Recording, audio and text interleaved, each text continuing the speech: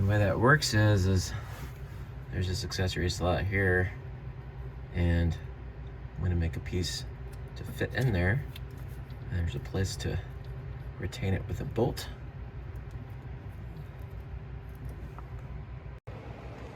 So what I've done is just taken a regular piece of copper pipe, beat it flat. This is actually just one layer. You can just beat it and then file the edges and split it. And I'm going to use this to make the accessory fuse.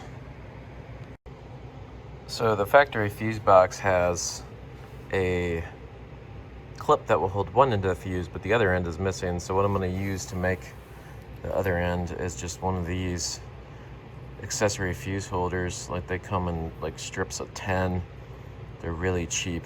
And what I'm going to do is I'm going to remove one of these tabs. I'm going to cut the tab off the end here, and it'll make sense once I put it together.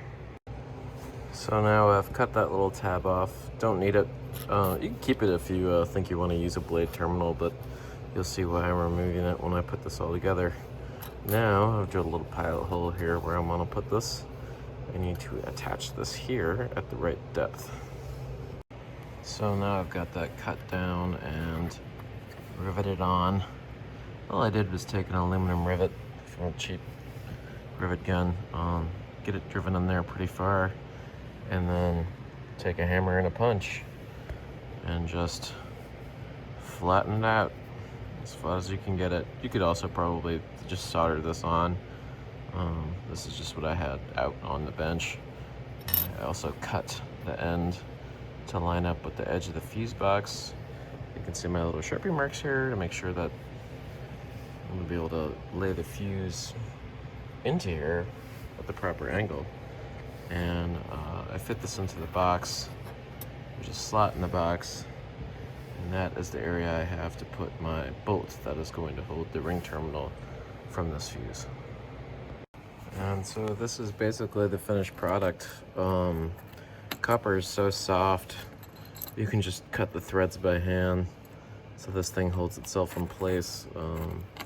And once I run that through, then I use the nut on this side here to attach a ring terminal.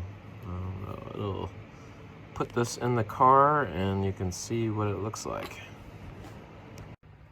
So here is the finished product. It just bolts right into that slot there. Put the fuse in this case, I put a 20 amp in there. You will see that the top fuse holder is a little bit shallow. If I thought about that, I probably would have spaced it up, but I can always bend this tab just a hair. That said, the fuse is in there just fine. And when I'm ready to run some wire here, all I gotta do is put a ring terminal on there, and then this nut, and that's it. And that is how you add an accessory to pretty much like any 70s Ford and a whole lot of others for just a couple of bucks. Hope you guys enjoyed this.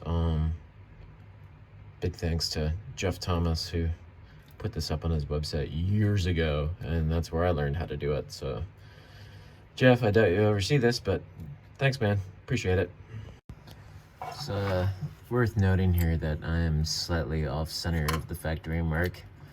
You can see this round cutout corresponds to a little shallow spot there, an indentation that can hold the bolt head.